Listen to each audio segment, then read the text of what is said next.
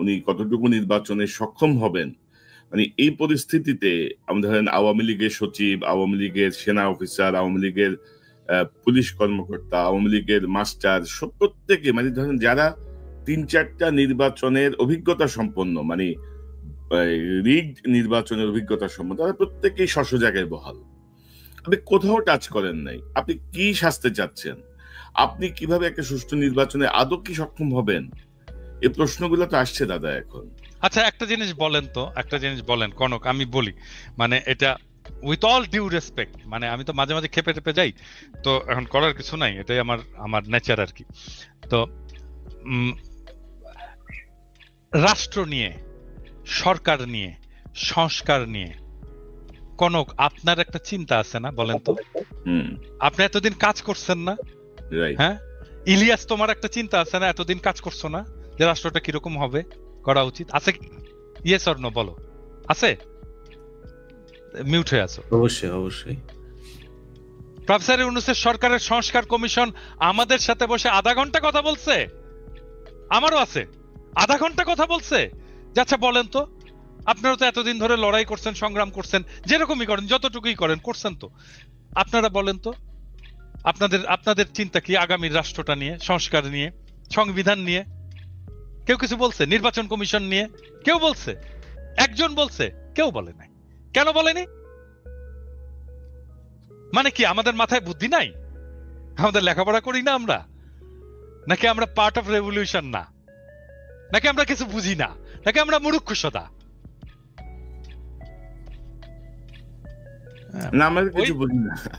আমরা কিছু বুঝি না, মানে ওই যে একটা ইয়ে আছে না, এটা মুখ খারাপ করতে হয় আর কি, সরি, মানে কনকের এইখানে এসে মানে মুখ খারাপ করতে আমার খুব খারাপ লাগে, কিন্তু এটা দিস ইজ লাইফ।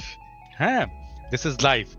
ওইটা ওই ছোটবেলায় আমাদের ইয়ে আমাদের মেডিকেল কলেজে আমাদের ডোমদের ইয়ে ছিল, যারা লাশ কাটতো আর কি, লাশ কাটতে আমাদের হেল্প করতো। হ্যাঁ ডেড বডি তারা প্রিজার্ভ করতো, পোস্টমর্টেমেও তারা হেল্প করতো, আর ডেড বডি কাটতো, খুব এক্সপার্ট, ভেরি এক্সপার্ট তারা। তো ওই রকম পচা টচা লাশটা আসতো সারাক্ষণ, এর গন্ধ টন্ধ তো বিভৎস গন্ধ, তো ওরা সারাক্ষণ টাল হয়ে থাকতো, মাল খেয়ে টাল হয়ে থাকতো আর কি। হ্যাঁ তো ওর একজনের, এবং তারা খুব দার্শনিক কথা বলতো মাঝে মাঝে। হ্যাঁ এত দার্শনিক কথা বলতো না, এগুলো যারা শোনেনি তারা ওই লাইফের ওই ফিলোসফি গুলো জানে না আর কি। তো বড় লোক এবং গরিব এদের মধ্যে যে তফাৎ, এইটা সে কিভাবে এক্সপ্রেস করতো সেই ডোম আমাদেরকে। হ্যাঁ তো সরি ফর মাই ল্যাঙ্গুয়েজ, এখানে মিউট করা যাবে না, বাট আমি তারপরেও এটাকে বলতে বাধ্য হচ্ছি, কারণ this is philosophy, this is life. সে বলতো যে ভাই আমরা শাক খাই, পেতনি লাগাই আর ভূত হয়, আর উনারা সোনা খায়, পরি লাগায় আর মাল হয়। তো এই যে সরকার, এই যে প্রফেসর ইউনূসের সরকার, এইখানে দরকার সোনা খাওয়া লোক, যারা পরি লাগিয়েছে এবং যারা মাল পয়দা করেছে, তাদেরকে দরকার প্রফেসর ইউনূসের সরকারের। আর আমরা, আমাদের বাপেরা শাক খেয়েছে, পেতনি লাগিয়েছে, আমরা ভূত হয়েছি। আমাদের কি? আমাদের এটা রাষ্ট্র? এটা আমাদের রাষ্ট্র না, এই রাষ্ট্র ওদেরকে, ওদের যারা সোনা খায়, পরি লাগায় আর মাল হয়। আমাদের মতো পেতনি চোদার রাষ্ট্র এটা না তো। এটা গরিবের রাষ্ট্র তো না, এটা খুবই দরিদ্রের রাষ্ট্র না, এটা গণমানুষের রাষ্ট্র না, এটা এলিটের রাষ্ট্র। এই এলিটের রাষ্ট্র ভেঙে দেব, এবং এটাই আমার লক্ষ্য।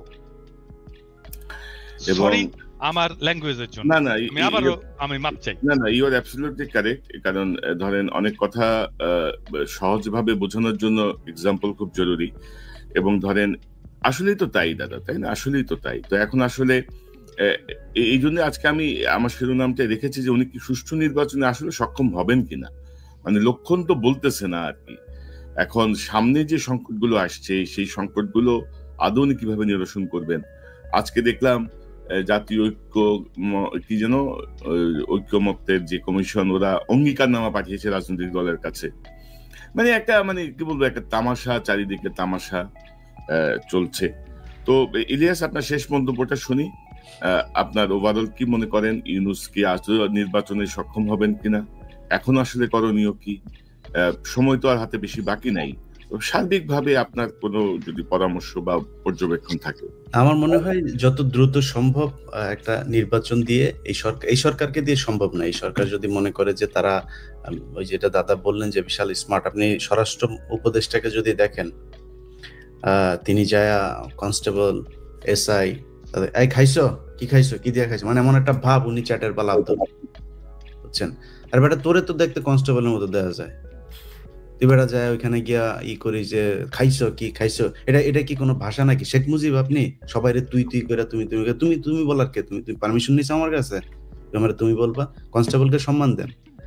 এগুলি করে এই বন্যা টন্যা সবই তো মানে এদের জীবনে কোনোদিন এক কলম, আপনি উপদেষ্টা যতগুলো আছে, আসিফ নজরুল নিয়ে আমরা সমালোচনা করি, আসিফ নজরুল তো তাও বলেছে ভিতরে ভিতরে ডিজিএফআই এর হোক আর যাই হোক, তারপরেও সে বলেছে। এর বাইরে আমরা দেখান তো যে এই স্টুডেন্ট 2-3 জন ছিল, এর বাইরে কারোর জীবনে কোনোদিন একটা কথা লিখেছে এই ফ্যাসিবাদ নিয়ে, হাসিনার বিরুদ্ধে কেউ কথা বলেছে? একজনও নাই।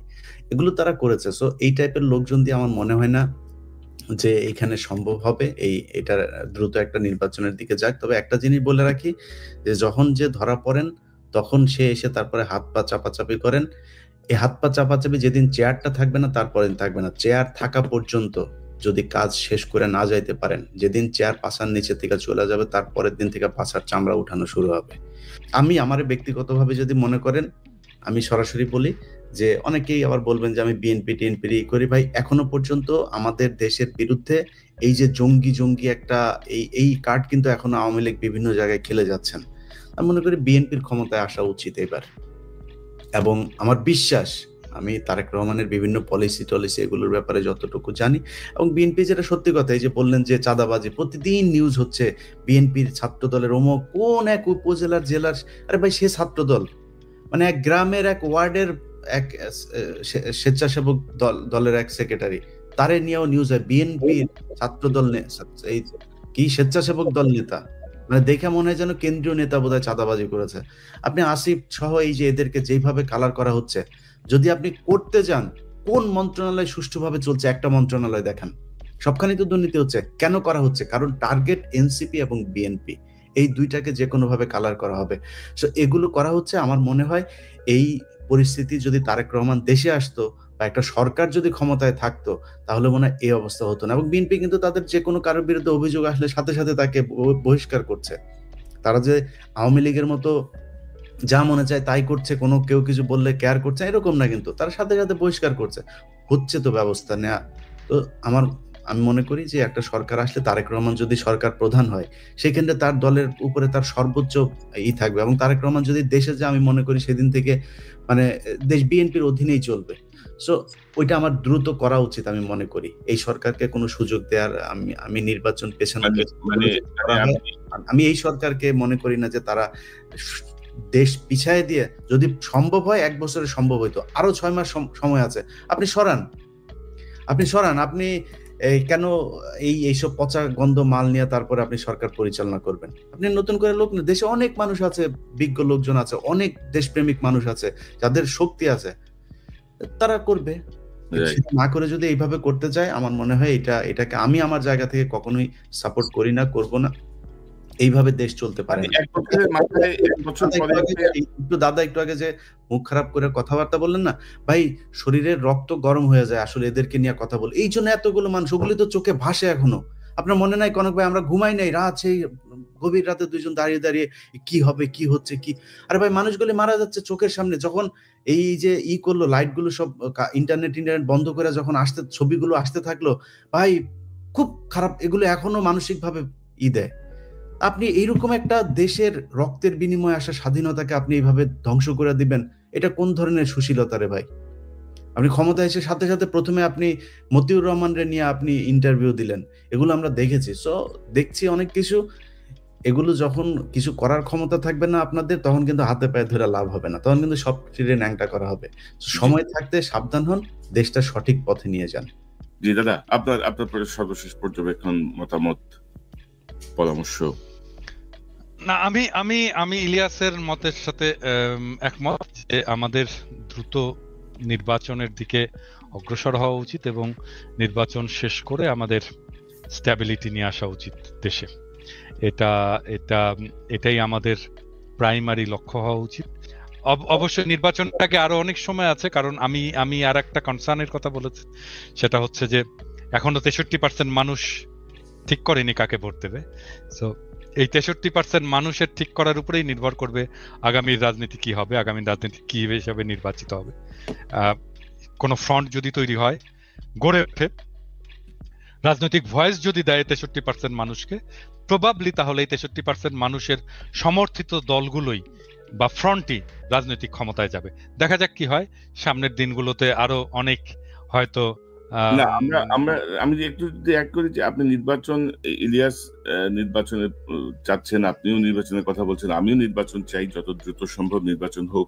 কিন্তু এই যে সক্ষম হবেন কিনা ডক্টর ইউনূস, এই সক্ষমতার জন্য কি করণীয়? এই যে আগামী যে 6 মাস আছে, এই সময় 6 মাসে আসলে 3 পয়েন্ট কি করণীয়? সক্ষমতা অর্জনের জন্য তো আপনি অক্ষম উপদেষ্টাদের দেওয়া সম্ভব না, তাহলে আপনার রিসাফল করতে হবে, না হলে নির্বাচন দিয়ে দিতে হবে। প্রশাসন তো এখন বিএনপির দখলেই আছে।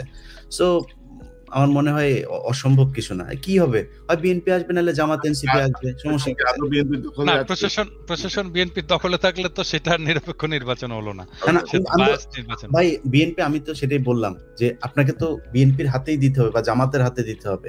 কারণ বিএনপি যদি ক্ষমতায় আসলে আমি ওইটাই ওই কথাটা বোধহয় ওই সময় শেষ করে নিয়েছি। আমি চাই এবার আসুক জামাত ইসলাম, তাদের সাংগঠনিকভাবে আরো বেশি সমৃদ্ধ হোক, তাদের মানুষের আরো বলুক। এবং আমার মনে হয় এই 5 বছরে বিএনপি যত ভুল করবে ততটা জামাতমুখী হবে মানুষ। সো 5 বছর পরে জামাত আসুক। এখন যেহেতু হাসিনা যাওয়ার পরই আমার ব্যক্তিগত মতামত যদি জিজ্ঞেস করেন, আমি মনে করি কোনো ইসলামী দলের এখন এই মুহূর্তে ক্ষমতায় আসা ঠিক না, যাদের নামের সাথে ইসলাম আছে। এবং আমি মনে করি ভাই, আমি অত বিশাল ইমান আমার শক্ত না, তো এই কারণে বললাম। এটা আবার নিয়ে অনেকে অনেক কথাবার্তা বলবেন, বাট বিএনপিরই আসা উচিত। তারেক রহমানকে এই সুযোগটুকু দেওয়া উচিত। এখনো খালেদা জিয়া তার মতামত রাখার মতো ওইটুক সক্ষমতা তার শারীরিকভাবে আছে, আল্লাহ তাকে আরো অনেক সুস্থ করে দিক।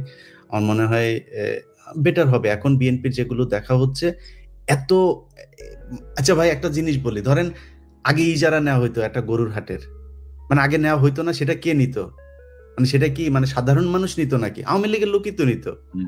এখন সমস্যাটা হচ্ছে আপনার তো কোনো সরকার নাই, কোনো প্রশাসন নাই, নিয়ম নাই, শৃঙ্খলা নাই। বিএনপির 3 গ্রুপ যা ঠেলাঠেলি করছে। এখন হঠাৎ করে আসে চাঁদাবাজি হয় নাই কবে? মানে এই যে ট্রাক আসে ঢাকায়, কোনোদিন কি একদিনের জন্য কি বন্ধ ছিল আপনি বলেন তো? এখনো হয়। আমি এটার সমর্থনে কথা বলছি না, কিন্তু হয়তো হতো। 5 আগস্টের পরে কয়েকদিন বন্ধ ছিল। ওইটা তো অন্য জিনিস। ওই সময় তো কিছুই ছিল না। ওই সময় জনগণের হাতেই দেশ ছিল, যে কারণে বন্ধ ছিল। কিন্তু জনগণের হাতে ছাড়া কোনো সরকার প্রশাসকের হাতে যখন দেশ ছিল, কখনোই এটা বন্ধ রাখা যায়নি। হয়তো মিলিটারি কিছু সময় 1/11 কিছু সময়টাতেই ছিল, কিছু ভালো সময় ছিল। যাক, এটাই আর কি। তো চাঁদাবাজি এই দেশে ছিল, বন্ধ হওয়া উচিত। যেভাবে এখন বলা হয় দেশটা এত পরিমাণে একদম নতুন করে মনে হচ্ছে বিভিন্ন খাতে চাঁদাবাজি শুরু হয়েছে, এই পরিস্থিতি হয়নি। বাট যদি হয়ে থাকে কিছু কিছু জায়গায়, আমার মনে হয় তারেক রহমান ক্ষমতায় গেলে আরো ভালো হবে পরিস্থিতি। ইলিয়াস, এখানে আরেকটা প্রশ্ন খুবই গুরুত্বপূর্ণ, যেটা আপনি বলছিলেন যে বিএনপির সাথে সাথে বহিষ্কার করছে, কিন্তু আপনি যদি দেখেন যে এ পর্যন্ত কঠোর কোনো পদক্ষেপ কি নেওয়া হয়েছে সরকারের পক্ষ থেকে? জেলে পাঠাবে না, জেলে নিবে সরকার, বিএনপি পাঠাবে না। ম্যাজিস্ট্রেসি পাওয়ার নিয়ে সেনাবাহিনী মাঠে আছে, তাদের ভূমিকা। কিন্তু তারেক রহমান যদি কোনো চাঁদাবাজের জন্য ফোন করে বলে, ভাই আমার এটা ছেড়ে দেন, যদি বলে আমাদের কাছে ভয়েস রেকর্ড দিয়ে দেন, কনক, মানে বিএনপি তো থানা দখল করছে না, এরকম দুইটা ঘটনা ঘটছে। রিমোট এরিয়া, ধরেন লোকাল মানুষ যে থানা ঘেরাও করে নিয়ে আসে। থানা দখল না, থানার চাইতে 10 মাইল দূরে যদি বিএনপির লোকজন কোনো চাঁদাবাজের পক্ষে ডাইরেক্ট গুলি করেন, আমরা ওটার পক্ষে থাকবো ভাই। আমরা এটার পক্ষে বিপক্ষে যাবো না, তো আমরা পুলিশের পাশে থাকবো। করেন না, সমস্যা কি? চাঁদাবাজি কে সমর্থন করে? মানে আপনারা যদি বিচার না করেন তাহলে তো এরকম চলতেই থাকবে। চাঁদাবাজি বা অরাজকতা নিয়ন্ত্রণে আমরা সরকারের কোনো কঠোর কোনো পদক্ষেপ দেখি নাই, সেনাবাহিনীর কোনো পদক্ষেপ দেখি নাই। তো সব মিলাই মনে হচ্ছে যেন মানে একটা সংঘবদ্ধ গ্রুপ পরিকল্পিতভাবে আরো খারাপের দিকে নিয়ে যাওয়ার একটা চেষ্টা করছে। আমরা পর্যবেক্ষণে রাখছি। জনাব পিনাকি ভট্টাচার্য, ইলিয়াস হোসেন, দুজনকে অসংখ্য ধন্যবাদ আলোচনায় যোগ দেওয়ার জন্য। অনেক বিষয় নিয়ে খোলাখুলি কথা বলবো। দাদার জন্য সবাই দোয়া করেন, দাদা শারীরিকভাবে অসুস্থ। না দাদা, দেখে মনে হচ্ছে মনে হচ্ছে না, দেখে মনে হচ্ছে তরুণ, আপনাকে দেখে কেন মনে হবে? আমরা নিশ্চয়ই নিকট সময়ে আমাদের আসলে গ্যাপটা বেশি পড়ে যাচ্ছে। আমার মনে হয় যে আমরা আর একটু শর্ট মাসে অন্তত একবার হইলেও বসা উচিত সার্বিক আলোচনার জন্য। আপনাদের দুজনকে অসংখ্য ধন্যবাদ।